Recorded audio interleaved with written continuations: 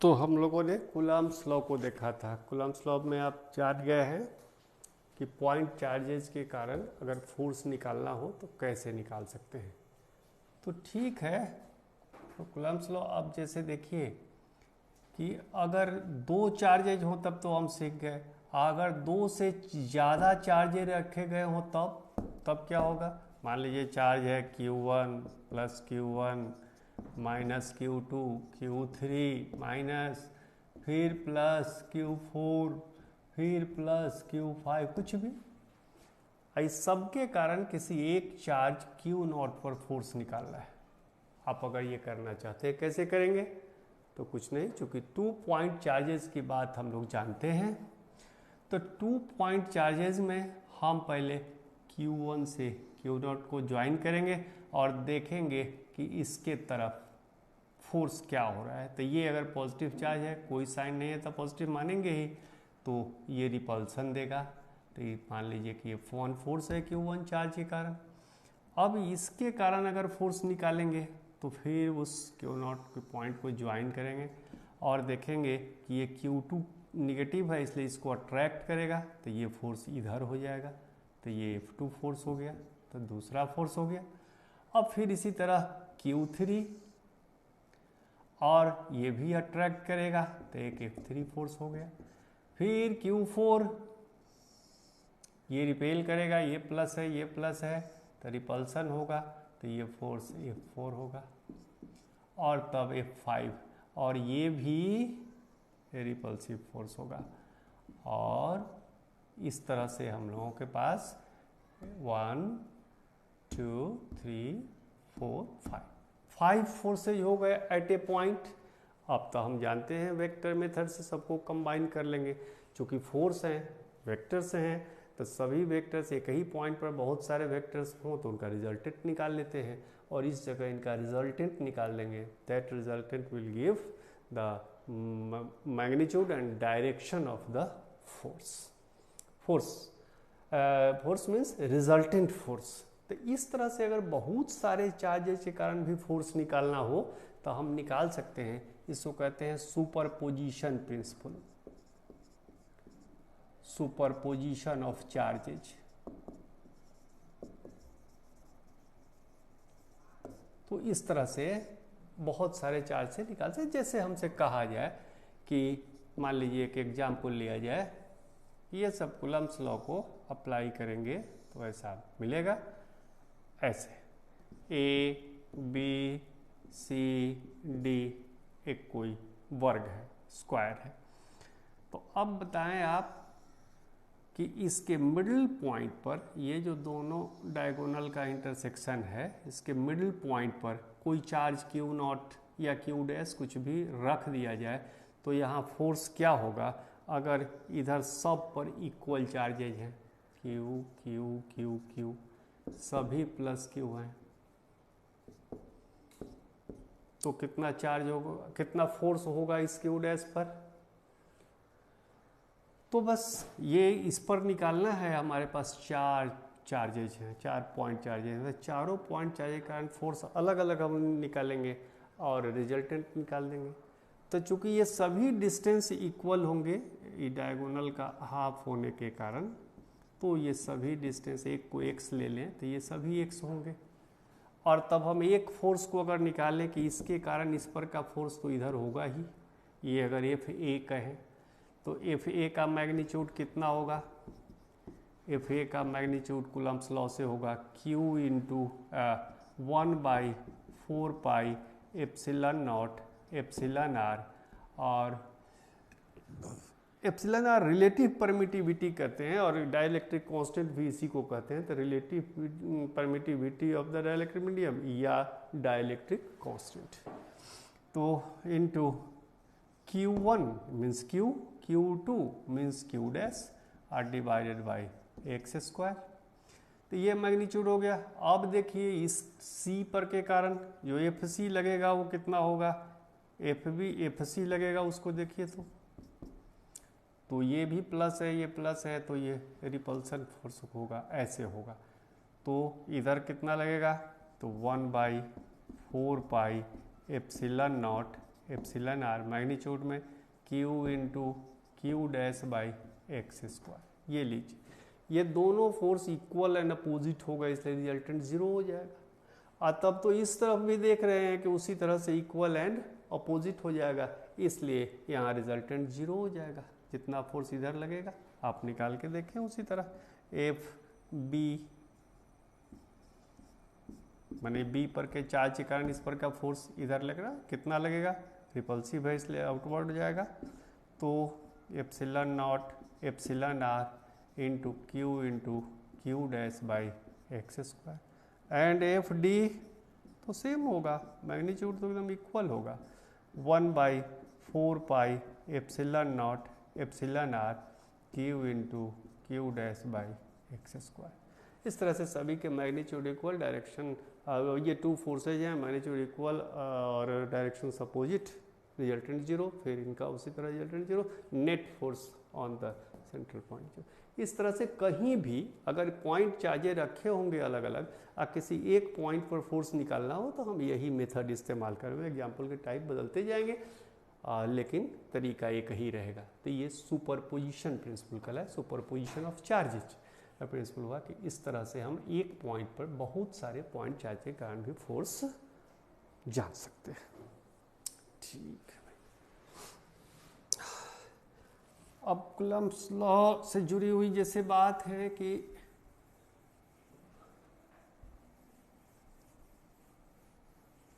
एक ध्यान रखने की कि वो पॉइंट चार्जेज के लिए लागू है, फिर जब एक्सटेंडेड बॉडी पर चार्ज होगा तो हम देखेंगे फिर कि अब उसके लिए कैसे फॉर्मूला यूज करेंगे या क्या थ्योरी होगी। अब जरा देखते हैं, एक बात आई क्वांटाइजेशन ऑफ चार्ज, ये क्या है क्वांटाइजेशन ऑफ चार्ज। तो दरअसल चार्जेस का अध्ययन करने से यह पता चला अभी तक कि जो स्मॉलेस्ट यूनिट ऑफ चार्ज है वो इलेक्ट्रॉनिक चार्ज के मैग्नीट्यूड के बराबर है, दैट इज 1.6 इंटू 10⁻⁻19 कूलम्ब। ये स्मॉलेस्ट चार्ज पॉसिबल, इसका फ्रैक्शन संभव नहीं है। और जितने चार्ज मिलते हैं कहीं भी किसी बॉडी पर वो इसी का होल नंबर मल्टीपुल होते हैं, इंटीग्रल मल्टीपुल होते हैं। यानी जब इस चार्ज से किसी भी चार्ज में डिवाइड किया जाए तो हमेशा एक पूर्ण अंक मिलेगा, वो बताता है। ऐसे भी हम लोग जानते हैं कि इलेक्ट्रॉन के ट्रांसफ़र के कारण ही, चाहे लॉस ऑफ इलेक्ट्रॉन हो चाहे गेन ऑफ इलेक्ट्रॉन हो, अकॉर्डिंगली पॉजिटिव और निगेटिव चार्जेज आते हैं बॉडी पर। तो ये इलेक्ट्रॉन तो कभी फ्रैक्शन में आ नहीं सकते हैं, वो संख्या उनकी हमेशा इंटीजर में रहेगी, इसलिए तब जो टोटल चार्ज भी बॉडी पर होगा वो इसका एक इंटीग्रल मल्टीपुल होगा। यानी कोई चार्ज आपको क्यू दिया हुआ हो उसमें आप 1.6 इंटू 10⁻⁻19 से डिवाइड कीजिए और आप पाइएगा कि एक इंटीजर ही आएगा। ये फ्रैक्शन अगर आता है तब means it is not possible, ऐसा कोई चार्ज नहीं होगा। ठीक, तो चूँकि ये और इसी को एक क्वांटम, ये स्मॉलेस्ट यूनिट्स जो है इसी डिस्क्रीट सेट में सभी चार्ज होते हैं। एक सेट हुआ चार्ज का जो स्मॉलेस्ट पॉसिबल है तो इसको एक क्वांटम ऑफ चार्ज कहेंगे और इसी के बहुत सारे क्वांटम मिलते जाएंगे तो इसी का मल्टीपुल सब चार्ज हो जाएगा। तो मतलब अब कहीं एक एग्जाम्पल मिल जाए कि कोई चार्ज देकर कहा जाए कि यह चार्ज पॉसिबल है कि नहीं, तो इससे डिवाइड करके देखेंगे, अगर वह इंटीजर आ जाता है तो ठीक है, फ्रैक्शन में आता है तो पॉसिबल नहीं है, यह हम लिख देंगे। अच्छा, इसे इस प्रिंसिपल को क्वांटाइजेशन ऑफ चार्ज कहते हैं।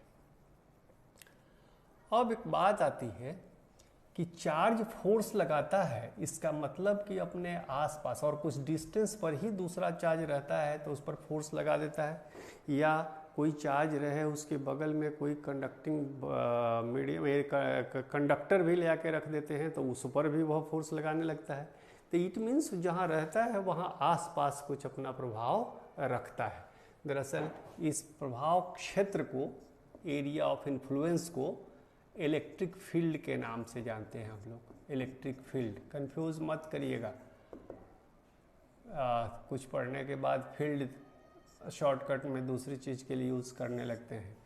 लेकिन इलेक्ट्रिक फील्ड रियली क्या है, तो किसी भी चार्ज के चारों ओर का मतलब हुआ कि राउंड अबाउट, और जो एरिया है जहाँ तक इसका इन्फ्लुएंस होगा उसे हम लोग चार्ज कहते हैं।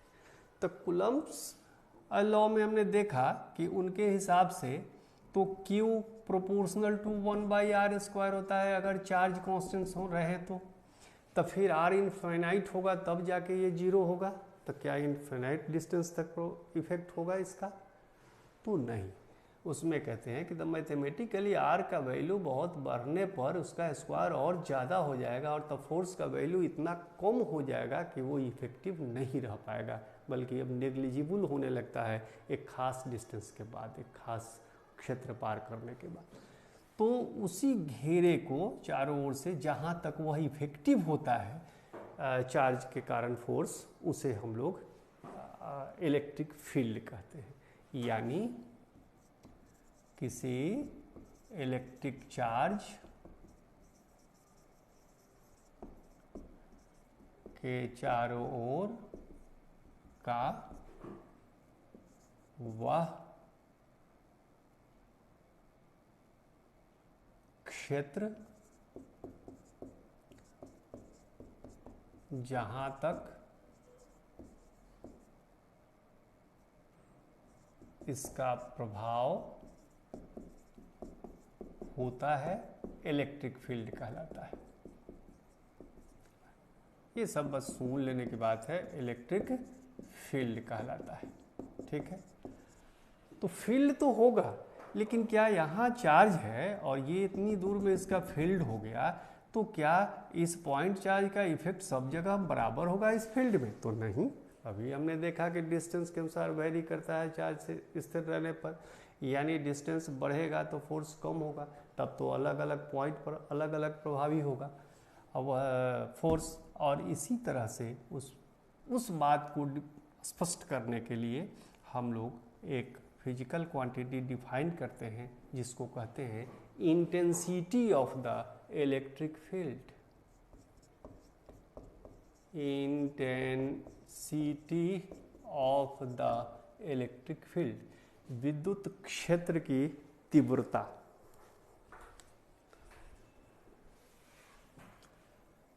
बाद में शॉर्ट में अब हम लोग प्रचलन में यही है कि इलेक्ट्रिक फील्ड कहने का मतलब इंटेंसिटी समझते हैं, क्योंकि फील्ड तो है, वो प्रभाव पड़ेगा वहाँ तक पड़ेगा ही, लेकिन फील्ड कहीं कितना है फील्ड, तो समझिएगा कि इंटेंसिटी पूछा जा रहा है, वहाँ इंटेंसिटी कितनी है। तो इसे हम लोग जान लें कि किसी इलेक्ट्रिक फील्ड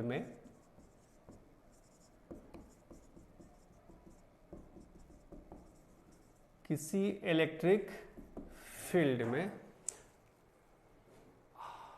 हम हिंदी ही लिख रहे हैं क्योंकि BSEB को ध्यान में रखते हुए अब लिख रहे हैं। जो इंग्लिश में करेंगे इसी को कर लेंगे इंग्लिश में अपना, लेकिन मैक्सिमम मेरा अनुभव कहता है, कम से कम इस क्षेत्र में मैं देखता हूं कि मैक्सिमम स्टूडेंट हिंदी मीडियम में समझना पसंद करते हैं।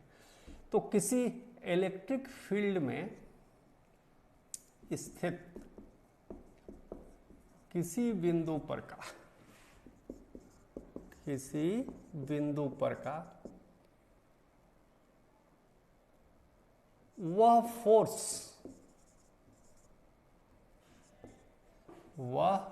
फोर्स जो उस बिंदु पर रखे, फोर्स आखिर किस पर लगेगा, तो उस बिंदु पर रखे पॉइंट चार्ज पर, है ना। और पॉइंट चार्ज में भी कैसा, तो यूनिट पॉजिटिव रखे, यूनिट पॉजिटिव चार्ज पर, बिंदु पर के यूनिट पॉजिटिव चार्ज पर लगता है। बस वही क्या कहलाता है, तो इलेक्ट्रिक फील्ड में स्थित किसी बिंदु पर का वह फोर्स जो उस बिंदु पर रखे यूनिट पॉजिटिव चार्ज पर लगता है, उस बिंदु पर का इंटेंसिटी ऑफ इलेक्ट्रिक फील्ड कहलाता है। उस बिंदु पर का इंटेंसिटी ऑफ इलेक्ट्रिक फील्ड कहलाता है। बहुत स्पष्ट बात है, कोई खास बात नहीं है कि कहता है कि बस कोई चार्ज है तो उसका अपना फील्ड होगा। मान लीजिए वो पॉइंट पर कोई चार्ज है प्लस क्यू, तो इसका अपना फील्ड होगा, और इस फील्ड में स्थित कोई बिंदु है जहाँ पर +1 कूलम चार्ज अगर रहे, नहीं रहे तो अपने से रख देंगे। तो क्यू कूलम ये है और प्लस कूलम चार्ज यहाँ रख दिया, मान लीजिए यहाँ r डिस्टेंस पर है, तो इस पर कितना फोर्स लगेगा। तो यहाँ तो क्लियर है इस केस में कि वो रिपल्सन ही होगा, और एफ फोर्स जो लगेगा इस पर रिपल्सन का मैग्नीट्यूड कितना होगा।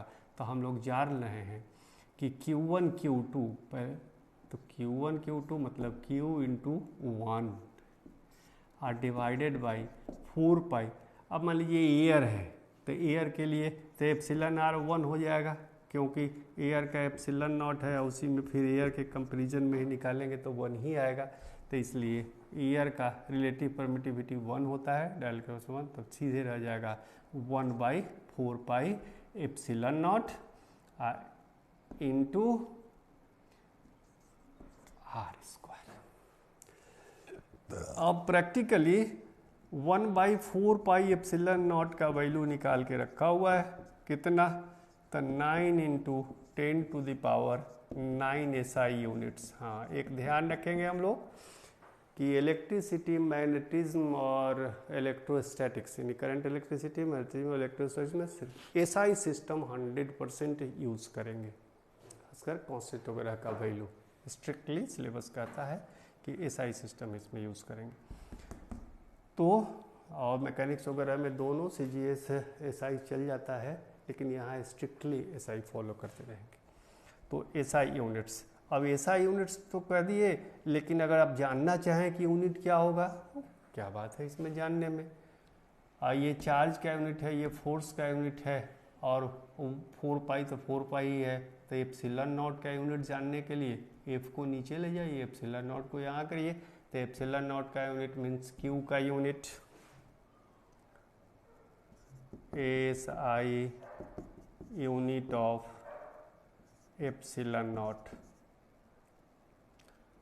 तो चार्ज का unit, unit of charge divided by unit of force, सब SI unit, into unit of r² माने डिस्टेंस का स्क्वायर। तो ये क्या हो जाएगा, चार्ज का कूलम, फोर्स का हो गया न्यूटन, और ये हो गया,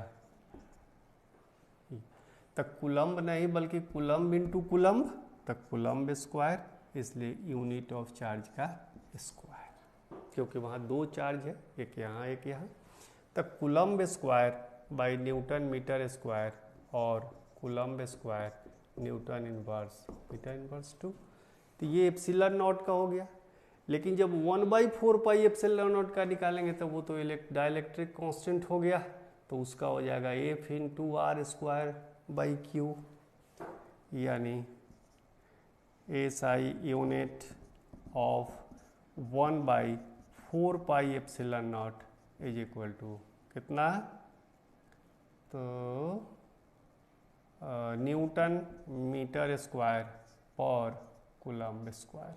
बस, तो SI यूनिट्स लिखने का मतलब कि ये newton metre square per coulomb square है, हम लिख सकते हैं। तो इस तरह से अब तो हम इंटेंसिटी इसके कारण यहाँ देख सकते हैं, क्योंकि यहाँ जहाँ इंटेंसिटी निकालना हो किसी इलेक्ट्रिक फील्ड में, उस जगह पॉइंट चार्ज के रूप में +1 कूलम्ब रख दीजिए, और उस पर जो फोर्स आता है चार्ज के कारण, चाहे चार्जेज के कारण बहुत सारे भी रखे हों तो सुपरपोजिशन प्रिंसिपल से निकाल लेंगे, और वही जो फोर्स मिलेगा वो वहाँ की इंटेंसिटी कहलाएगी। स्पष्ट है कि डिस्टेंस बदलेगा तो इंटेंसिटी बदलेगी, यानी अलग अलग पॉइंट पर इंटेंसिटी अलग अलग होगी। दूर होगा तो कम इंटेंसिटी होगी, नज़दीक होगा तो ज़्यादा इंटेंसिटी होगी। मतलब यह ज़्यादा प्रभावी कहाँ है और कम प्रभावी कहाँ है, तो स्पष्ट है कि नज़दीक में ज़्यादा प्रभावी है और दूर में कम प्रभावी है। अच्छा, तो इस तरह से अब इंटेंसिटी तो लिख लेंगे हम कि मैग्नीट्यूड, लेकिन ये इंटेंसिटी वेक्टर क्वांटिटी है फोर्स होने के कारण, तो फिर वेक्टर फॉर्म में कैसे लिखेंगे? Intensity in vector form. देखिए, तो हम लिखेंगे कि F तो हो गया, हाँ, तो यह जो F निकालते हैं इंटेंसिटी, अब इसी को F ना कह के जब इंटेंसिटी निकालते हैं तो इसको हम लोग E कहते हैं। E माने F तो ही हुआ ही, फोर्स ही है, लेकिन इंटेंसिटी के रूप में जब वो फोर्स होता है +1 कूलम पर लगने वाला, तो उसको हम लोग कैपिटल E से डिनोट करते हैं। और तब इंटेंसिटी इन वेक्टर फॉर्म कहेंगे कि vector E is equal to तो Q/4π एप्सिलॉन, अगर एयर में है तब एप्सिलॉन नॉट सिर्फ, अगर वो किसी डाइलेक्ट्रिक मीडियम में हो तो फिर वहाँ एप्सिलॉन आर या के लिखना पड़ेगा। r² I into unit vector r फिर ले लेंगे उसी तरह कूलम्ब्स लॉ में जैसा किए, और इस तरह से ये इसका डायरेक्शन ही इसका डायरेक्शन होगा। अब ये जैसा चार्ज होगा, यहाँ तो हमेशा +1 रखना ही है, अब ये जैसा चार्ज होगा वैसा इधर इंटेंसिटी का डायरेक्शन होगा, उसी के हिसाब से निकालते चलेंगे। अब मान लीजिए निगेटिव चार्ज है, तुरंत फोर्स इधर हो जाएगा, तो उस समय इंटेंसिटी का डायरेक्शन बदल के माइनस लिखना पड़ेगा, -r, अगर इधर वाला प्लस मानते हैं तो इधर वाला माइनस होगा। तो इस तरह से, या इसको चाहें तो आप मैथमेटिकली r³ भी लिख सकते हैं, लेकिन यहाँ तब यूनिट वेक्टर r देना होगा। क्यों? तो आप जानते हैं कि vector r, unit vector r is equal to vector r by magnitude of r। अब इंटेंसिटी का ऐसा यूनिट क्या होगा? ऐसा यूनिट ऑफ इंटेंसिटी तो कुछ नहीं, सीधी सी बात है कि फोर्स तो है, लेकिन यूनिट चार्ज पर लगने वाला फोर्स है, यानी फोर्स पर यूनिट चार्ज का जो यूनिट होगा वही होगा, यानी फोर्स माने न्यूटन और पर यूनिट चार्ज माने पर कूलम, न्यूटन पर कूलम।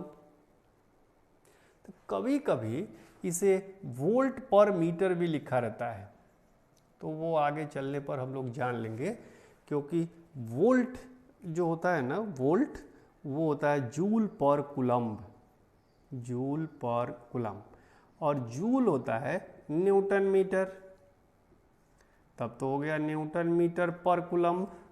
तो अगर मीटर को इधर ले आए तब this implies that volt per metre is equal to newton per coulomb. तो इसीलिए हम लोग कभी वोल्ट पर मीटर भी कहते हैं इसको, लेकिन चूंकि वोल्ट अभी आप नहीं जाने हैं, अभी तो चल ही रहे हैं इधर से, तो इसलिए न्यूटन पर कूलम्ब या वोल्ट पर मीटर फील्ड का यूनिट मिलेगा, कहीं मिल जाए तो घबराना नहीं है, यही है, दोनों बातें एक ही है। तो इस तरह से आप पॉइंट चार्ज के कारण इंटेंसिटी निकाल सकते हैं, और इसमें फिर सुपरपोजिशन प्रिंसिपल से उसी तरह जैसे हम कूलम्ब्स लॉ में निकालते, कूलम्ब्स लॉ इसमें यही फर्क पड़ेगा कि कूलम्ब्स लॉ में वह चार्ज दिया रहता था, पॉइंट चार्ज जिस पर का फोर्स निकालना होगा, और इसमें वहाँ नहीं भी दिया हो सकता है, इंटेंसिटी निकालने के लिए कह देगा तो अपने मन से +1 कूलम वहाँ रख लेंगे और उस पर का फोर्स निकाल देंगे, इंटेंसिटी निकल जाएगी। लाइकवाइज ऐसे हो, ट्रेंगल हो, कोई हो, किसी शेप में हो, उससे बहस नहीं है, बस हमको तुम्हारे लिए यहाँ की इंटेंसिटी निकाले, तो यहाँ का चार्ज होगा, यहाँ का चार्ज होगा, यहाँ चार्ज हो, कहीं चार्ज हो, उस सब के कारण यहाँ फोर्स निकाल के यहाँ +1 कूलम रख के और इंटेंसिटी निकाल देंगे, निकल जाएगा। जो प्रॉब्लम आएगा आगे हम लोग देखते चलेंगे। ओके, तो ये रही बात इंटेंसिटी के संबंध में। लेकिन अब एक बात यहाँ समझ लेनी चाहिए हम लोगों को, क्या